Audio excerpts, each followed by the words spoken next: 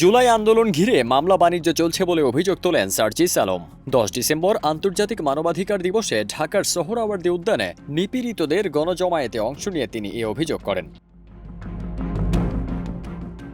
আওয়ামী সরকারের আমলে পুলিশ দিয়ে জনগণের উপর নিপীড়ন ও নির্বিচারে গুম খুন চালানো হয়েছে বলে অভিযোগ করেন জুলাই স্মৃতি ফাউন্ডেশনের সাধারণ সম্পাদক সার্জিস আলম।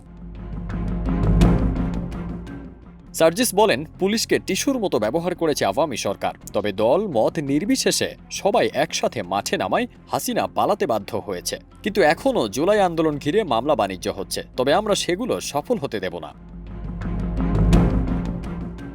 তিনি হুঁশিয়ারি দিয়ে এও বলেন, জনগণের সঙ্গে না থাকলে হাসিনার মতো অবস্থা হবে। কোনো ধর্ম বা জাতির নামে কারো কোনো উগ্রবাদী চেষ্টা দেখলে আমরা সবাই মিলে তা রুখে দেব। আবার ফ্যাসিবাদ কায়েম করার কোনো সুযোগ নেই।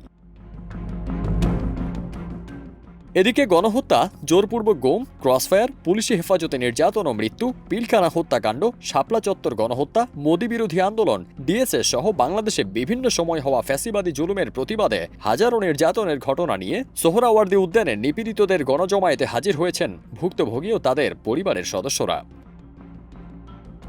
ফারদিন সানি, দেশ রূপান্তর।